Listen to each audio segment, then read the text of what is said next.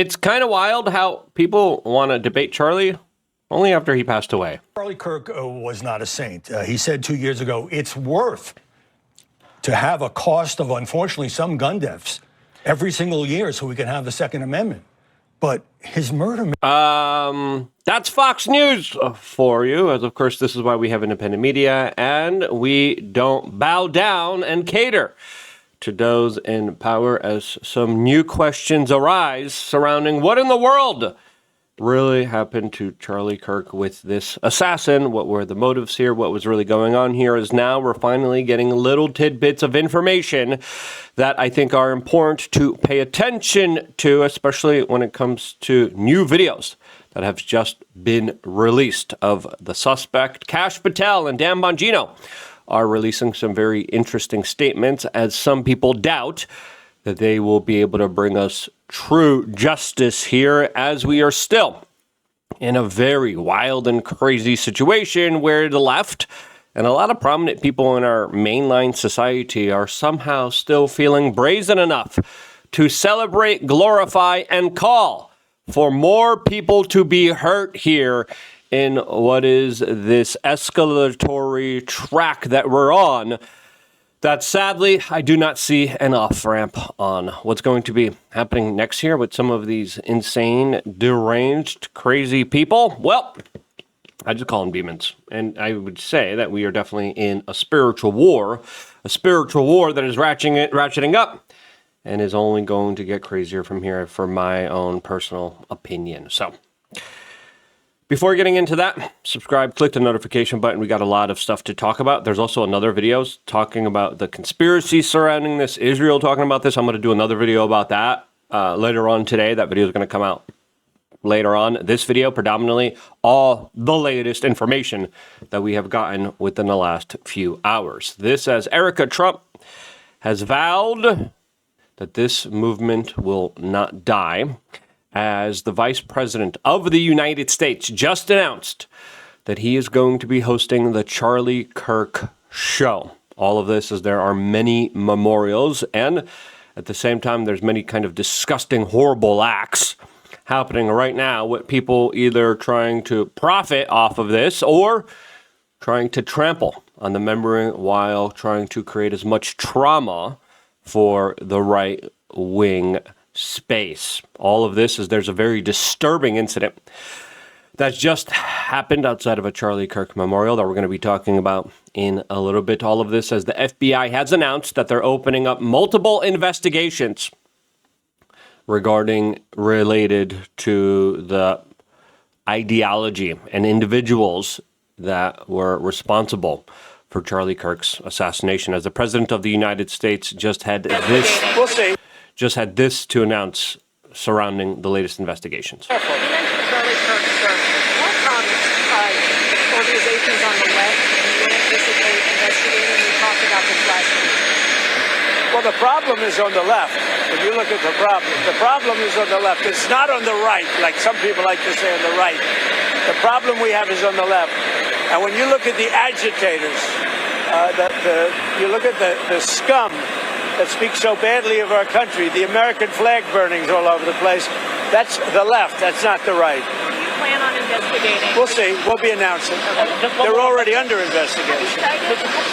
You know, they're already under major investigation. A lot of the people that you would traditionally say are on the left. They're already under major investigation, as Kash Patel, the director of the FBI, decided to send out a Fox News report talking about how Trump is praising him for, quote, the speedy capture, as this has been met with criticism, as some people are saying the father and the pastor kind of did a lot of the heavy lifting here, as we were telling people automatically, hey, release the footage, whatever footage you have. And then Kash Patel saying, I did it. Okay, but now there are still a lot of very serious questions, as my response to this is like, look, man, now's not the time to pat yourself on the back. It's now time to try to release as much as we can so we could actually understand what happened here, so we could do our best as a society to prevent it from ever happening again, right? Now, lots of other conspiracies here. We'll get into the conspiracies in a separate video. But we got new video showing this suspect casing the campus hours before the assassination, as the suspect, according to investigators right now and some sources, is not cooperating and is denying that he is the one that was responsible for the death of Charlie Kirk. A very interesting turn of events here, as now the FBI is saying that they actually have DNA of the suspect, as Kash Patel did confirm that this assassin subscribed to, quote, left-wing ideology, even according to the shooter's own family members. This, as there has been a big orchestrated, organized effort by the left to try to blame right-wing political ideology on all of this. Like, no, we're not going to take any self-reflection. No, we're not responsible. Who? We? No. All the boogeymen are under the bed. They're right-wing, all of them. Which is a very strange kind of argument to make here. A bewildering argument that a lot of people didn't buy, obviously, because it was a lie. And this type of weird trajectory that all of us are on is just absolutely weird, because I think it's fair to say we're on a pathway to something very dangerous. Now, I always struggle with advertisements, especially when talking about this, but I need to do advertisements in order to survive here. Listen, if there ever is a need to do it, I just need to do it. Lookandfiltered.com, sign up, 20 cents a day, $8 a month. It means the world to me. I hate doing it for such a major update like this. But before playing the Kash Patel clip and getting into the kind of divide and conquer agenda, I also want to tell you we have the Apocalypse Survival Training Guide here. By the way, you could download it, one click of a button when you become a member, and it teaches you land navigation, how to build a fire, how to build a shelter, survival stuff in case of worst case type of scenarios. Now, building a shelter is something that's going to be pretty important for a lot of people. Filtering water, figuring out how to navigate a particular place here. We have a lot of great videos.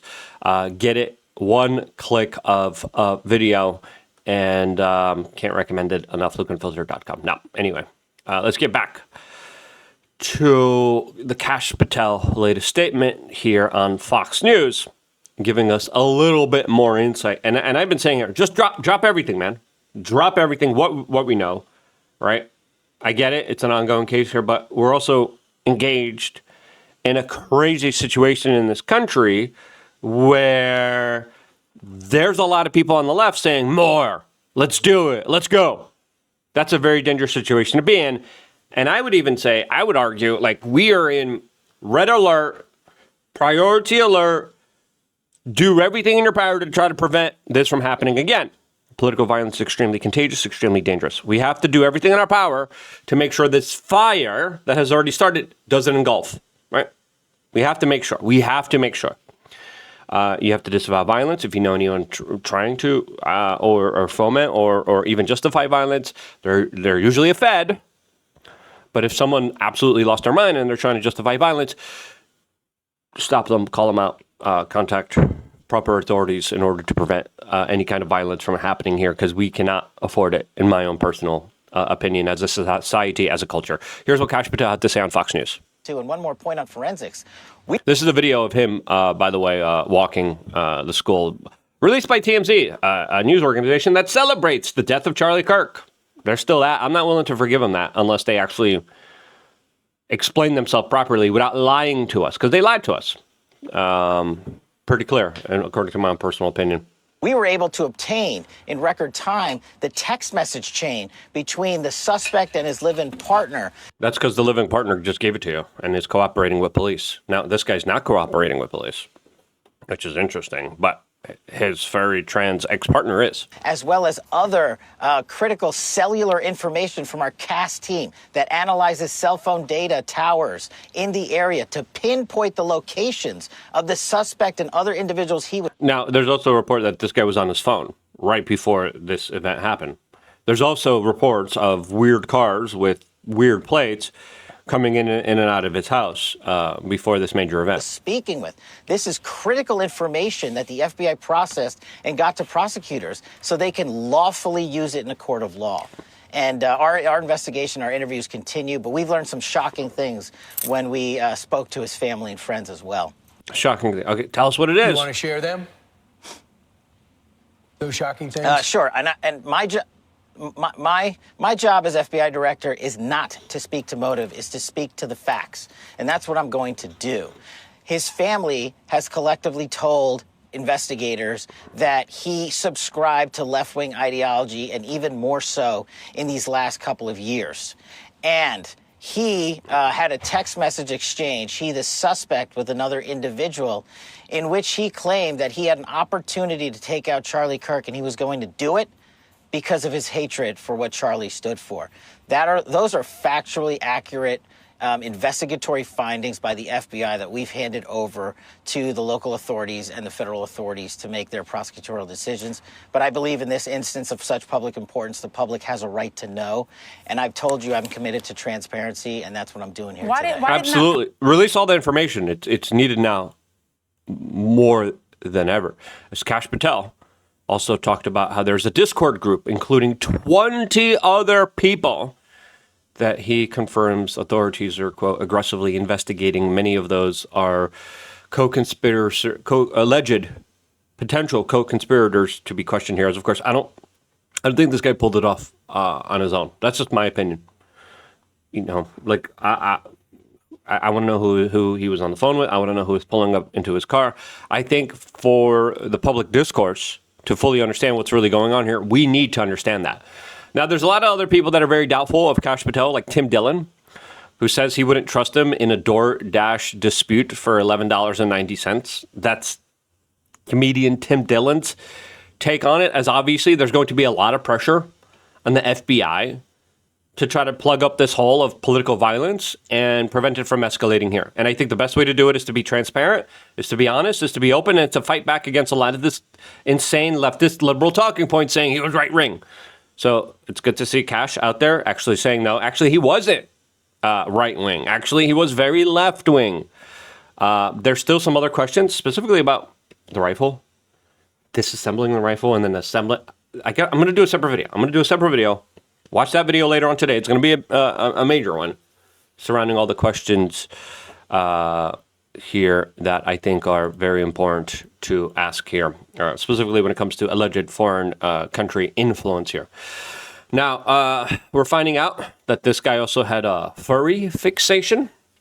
He had a trans boyfriend, and he proclaimed support for Joe Biden on social media. Now, that's pretty rare for a very young person to support Joe Biden, but this is what we're being told here. I personally want to see the receipts here, okay?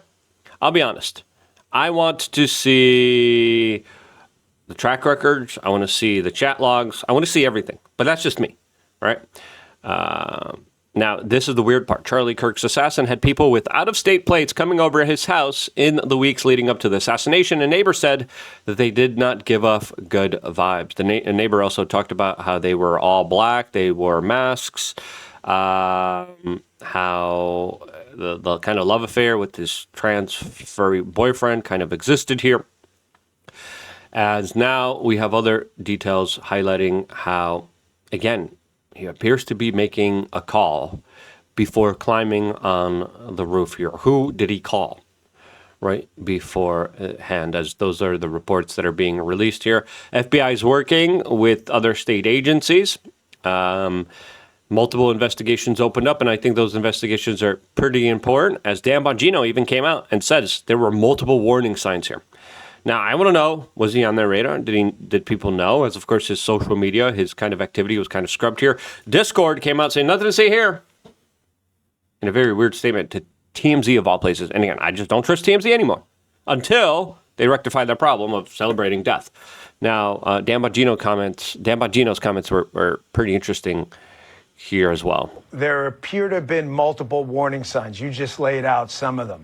There were people in his network. Now, that book bag, how in the world did he fit that right? Where's the rifle during this picture, right? Because there was a wrench allegedly covered, but he assembled and disassembled and then assembled again. His rifle, he allegedly had it in his pants. Where's the rifle? Friends and family who had stated that he had become more political, that he had become, at some parts, I believe some of his coworkers had stated that he had kind of detached himself when the topic of politics came up and walked away from them. Family members said he'd become more political, leading us to believe that this ideology had infected him and had taken over. And he was just intent, it appears, from the data we've accumulated and the channel and that note, which we have some evidence may have existed before based on the communications in that channel, that his target was obviously going to be Charlie and that people knew in advance. The question is, again, I just want to go back to what you had asked before. Did they know? Were they sure of this? Or did they hear this and just write it off? That's what we're going to have to find out. And that's what we're investigating now.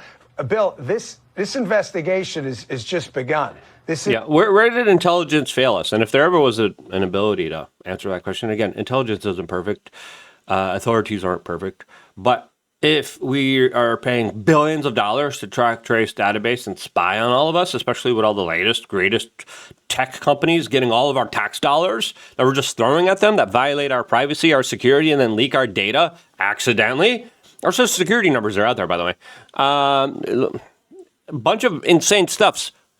Government just upsy daisy. Big companies. We just lost all your passwords. Yeah. Not too bad. We'll give you a check for 5 cents and $2.17 a couple of years after the fact, a part of being irresponsible for your own private data. Where was the failure? Was he on the radar? What was known beforehand? Listen, there needs to be a whole commission, a whole investigation here. What was known before? What was known afterwards? How in the hell did he get that rifle around? This isn't even the beginning of the beginning. Yes, we have a subject in custody. Everybody's innocent until proven guilty in our constitutional republic. However, this is not done by any stretch. Our men and women out there in the Bureau have worked tirelessly all week, and I just got back to D.C. Last night. And, Cash and I were out there on the scene. We walked the scene. We went through every single component of it. We saw the evidence up close and personal. And we went out there to be able to make command decisions with our team on the ground. And I think the process, although not perfect, of course, I think the process went pretty well considering we got him in 33 hours. Okay, yeah. Well, the father got him. Now, already, this is why we need the FBI activated and engaged and actually taking this very seriously, because this was something that has been brewing and building up, and I've been warning about for many years now. And this is the radicalization of people who are clearly mentally deranged, worship and love individuals like Luigi Mangione, and want more political violence. There's an online database now documenting nearly 40,000 plus individuals and counting who publicly celebrated Charlie Kirk's passing, along with their details about their employees, and it's expected to be released soon. 40,000, and I'm seeing it. There was also this crazy incident of a 19-year-old man who dressed up like the assassin with his shirt, with his jeans like he was wearing, and he decided to trample and try to destroy Charlie Kirk's memorial outside of TP USA headquarters in Arizona. Okay? There's people buying the assassin shirt.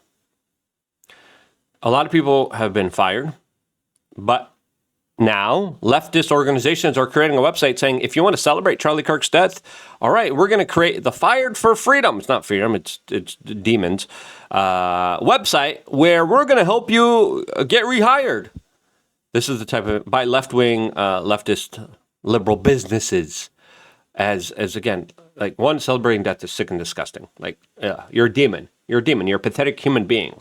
You're disgusting, nasty, vile, ugly, disgraceful, dehumanized rat, right?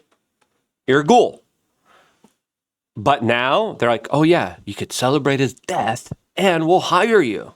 Sick, disturbing trends that are showing what Tim Pool is talking about, the bifurcation of the economy and social fabric of this country. Now, there's mainline college personnel, recruiters, there's professors, there's individuals that work inside of the U.S. Department of Transportation, that work at the Trump administration, that are celebrating his death. The New York Knicks producer is celebrating his death. What? I like the Knicks. Are you kidding me? There's members of high-ranking U.S. military service members celebrating his death. A Texas tech student is being arrested and might be even kicked out of her campus after celebrating the death in some of the most disgusting, horrible ways possible.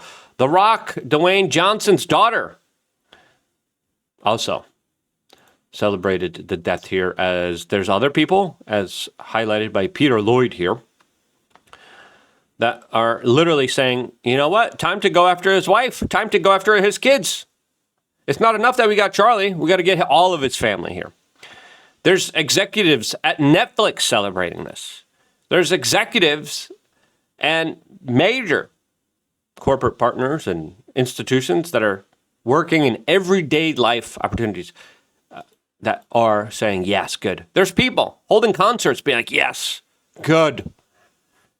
This is highlighting a situation that was fomented by the corporate media, that was deliberately fomented, that was fomented in a way to create chaos and sow division in our society, as of course, as Robert Barnes highlights here, the death of human empathy is one of the earliest and most telling signs of a culture about to fall into barbarism.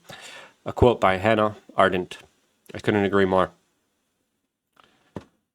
Listen, that's one of the reasons I saw the signs on the wall. I created the Apocalypse Survival Training Guide. You need to live in the woods for